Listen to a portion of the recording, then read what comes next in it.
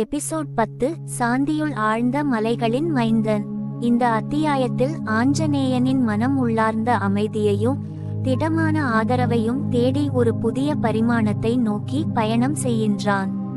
அவன் தன் வாழ்க்கையில் அடையும் மெய்யான நிமிடங்களை அனுபவிக்கின்றான். இது அவன் ஆன்மீக வளர்ச்சியின் அத்தியாயமாக அமைந்தது. அவன் தனிமையின் ஆழத்தில் இருந்தும் தன்னை புத்துணர்வாக உணர்ந்தான். இயற்கையின் இதழ்களில் புதைந்து இருக்கும் மலைகளின் அமைதியில் ஆஞ்சநேயன் தனது பயணத்தின் போது பல உன்னதமான அனுபவங்களை பெற்றான். அவன் இங்கு தனிமையுடன் கூடிய சமாதானம், மௌனத்தின் ஆற்றல் மற்றும் தேவலோகத்தின் பெருமைகள் அனைத்தும் அவனுக்கு கிடைத்தன. அந்த அமைதி அவனின் உள்ளுணர்வை எளிதாக எடுத்துக்கொண்டு உணர்ச்சி உலகின் ஆழத்தில் பயணிக்க அனுமதித்தது. மலைகளின் மீதிலான சோலைகள், பறவைகளின் சுரலான கீச்சுகள் மற்றும் மணலில் மெல்லுமலர்ந்த பூக்களின் நறுமணங்கள் அனைத்தும் ஆஞ்சநேயனின் மனதை தெளிவாக்கியன. அந்த அமைதி சூழ்ந்த மௌனத்தில் அவன் தன்னை மேலும் திருப்பி தன் உள்ளம், மூளை, இதயம் அனைத்தையும் அமைதியுடன் கட்டுப்படுத்திக் கொள்ள முடிந்தது. அதன் மூலம் அவன் மனதை சிறப்பாக இறுதி நோக்கத்திற்கு அழைத்து சென்றான்.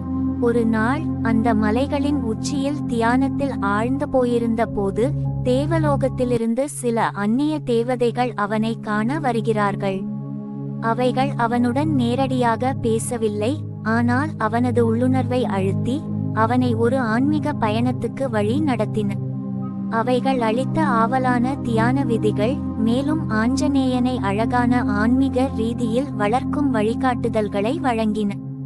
இவர்கள் ஆஞ்சநேயனுக்கு உன்னுள் ஆழ்ந்த அமைதி ஒரே நேரத்தில் உன் உள்ளத்தின் சக்தியை வெளியேற்றும் திறனை உண்டாக்கும் என்று கூறினார்கள். இந்த வாக்கியத்தின் மூலம் அவன் தன் இன்பம் மற்றும் தொலைதூர சக்தி புரிந்து கொள்ள முடிந்தது. இயற்கையின் வண்ணங்கள், காற்றின் சப்தங்கள், கற்கள் மற்றும் மரங்களின் நிலை ஆகியவற்றுடன் உணர்ந்து அவன் தன்னை கண்டறிந்தான். அதன்பின் ஆஞ்சநேயன் தனது மனதை மேலும் சக்தி வாய்ந்ததாக மாற்ற முயற்சிக்கின்றான். அவன் இப்போது தன் மனதின் சாந்தியுடன் உலகின் சோதனைகளை சமாளிக்க கற்றுக்கொண்டான். அவன் தீவிரமான முயற்சிகள் மூலம் தனித்து நிற்கும்போது சாந்தியின் பாதையில் நுழைந்தவுடன் தனது ஆன்மீக சக்தியை வளர்த்து கொண்டான். மலையின் உச்சியில் நிலவின் ஒளியில் அந்த அமைதியான சூழலில் அவன் தன்னை முழுமையாக உணர்ந்தான்.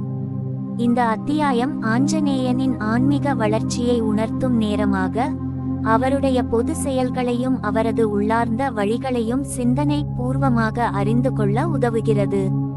அவரின் தியானம், அதிலிருந்து வரும் அறிவு மற்றும் தேவதைகளின் ஆன்மீக ஆலோசனைகள் அவருக்கு தனது புதிய பயணத்திற்கு உறுதியான நிலையை அளித்தன.